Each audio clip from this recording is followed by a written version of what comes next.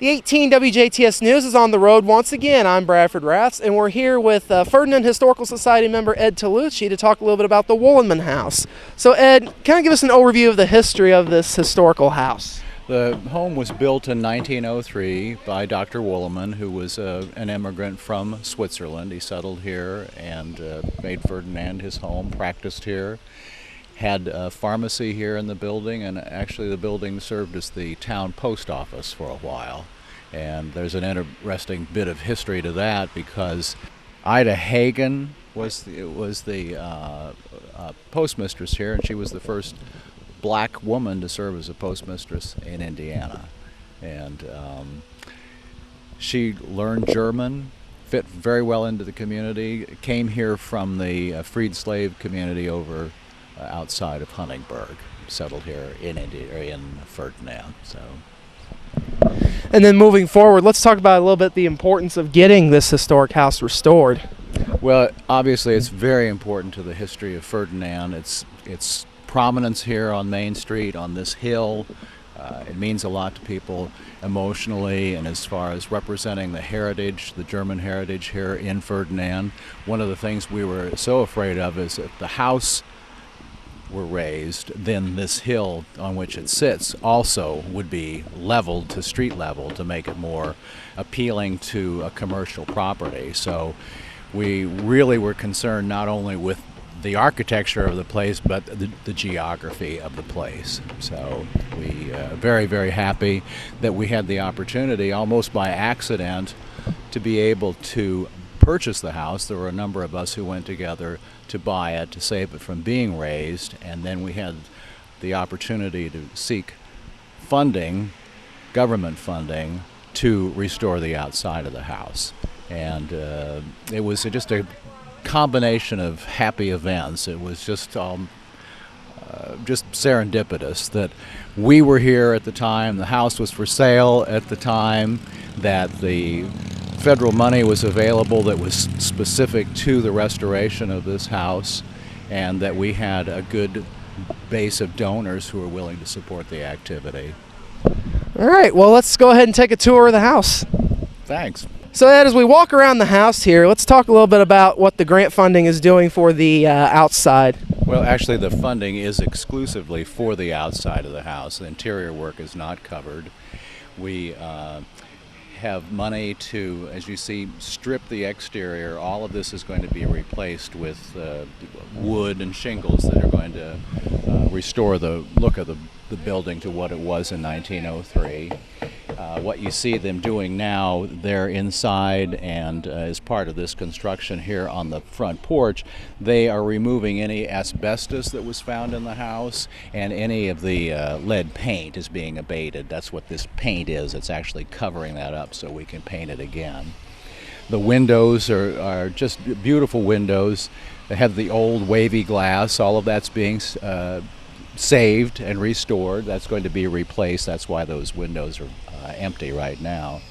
And we are going to replace, there's an addition to the back of the house, and the one wall is buckling.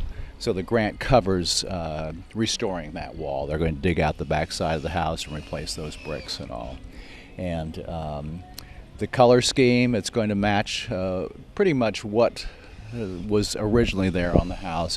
It's almost that color on the trim, a little creamier than that. The shingles that were on the house originally were a brown, and they're going to be stained brown again. And there's, you can't see it now, but there was a beltway around the house that we discovered was actually red and white candy stripe, which was in honor of the Swiss flag. But we are going to make that one solid red color. It's not going to be a bright red, but it will be obviously a red accent to the building. So there's no interior work that's covered. Electrical work is the other part that's covered by the grant, but that's just putting the wiring in and the boxes. So switch plates and light fixtures, none of that. We're on our own for that. We've been very, very blessed, supported by different groups. The Jasper Engine Transmission has donated drywall and the labor to do drywall in the house.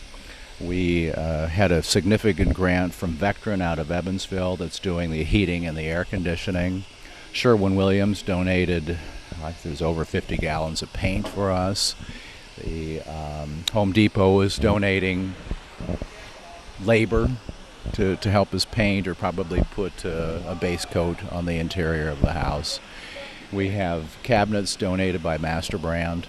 So there's a whole list. I'm sorry, I can't tell you all of them, but we've been very, very supported in what we've been doing from the businesses here in the community. So now, as we kind of walk towards the back here, let's look at this. You're talking a little bit about an addition here on the back. Yes, what you see here, the main part of the house, the square part here, was the original 1903 house. Of course, there were outbuildings, and there was a summer kitchen. There were grape arbors and fruit trees.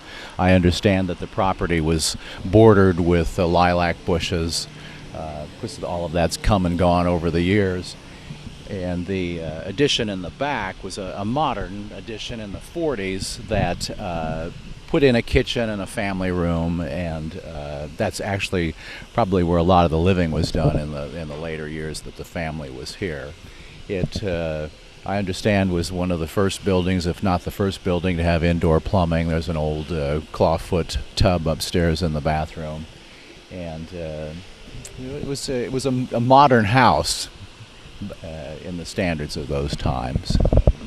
But the addition always has kind of just been an appendage to the house, and we're going to incorporate the colors and the siding to make it look like it was part of the original architecture.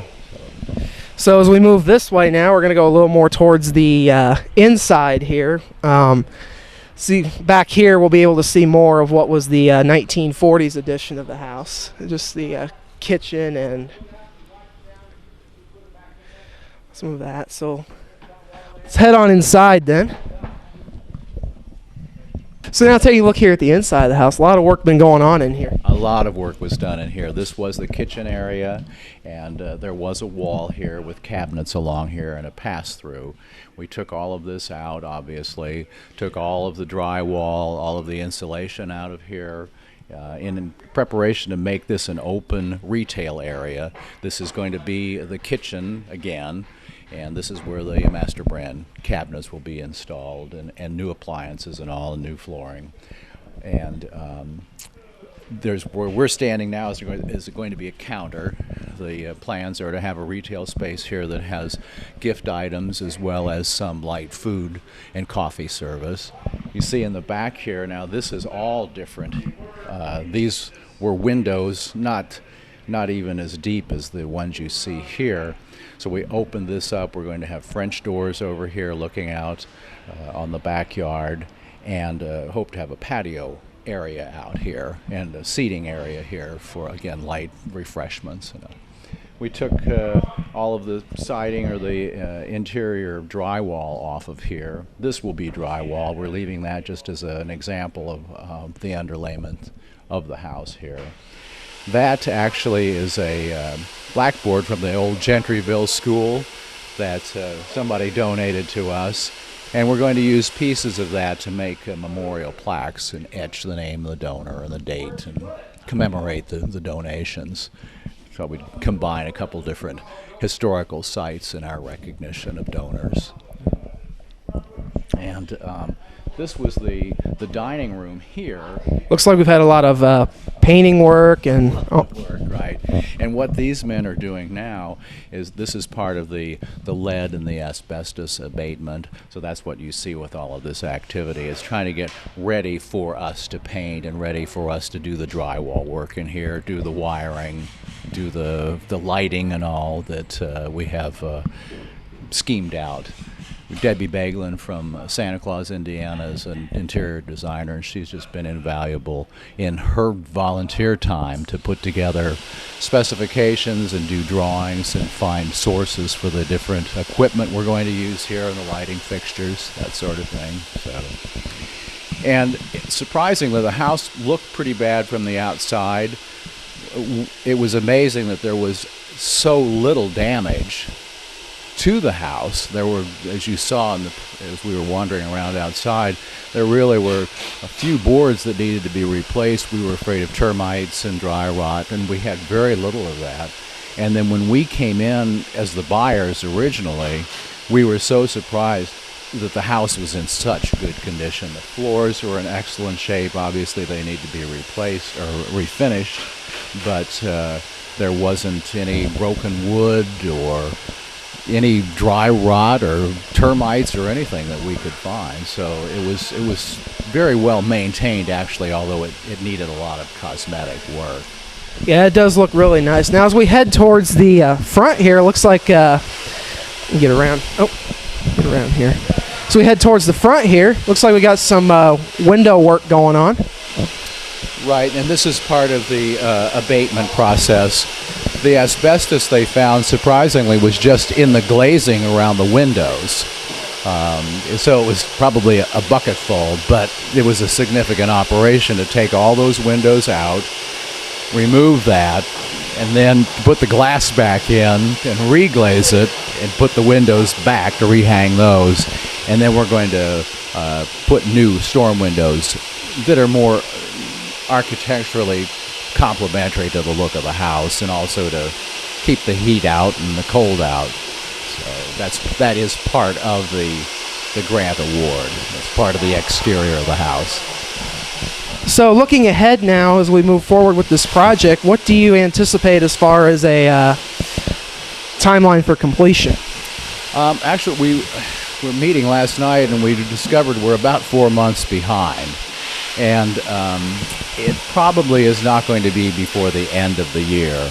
And that's actually worked out for a number of schedules. It takes the pressure off of us as the owners, as the Historical Society.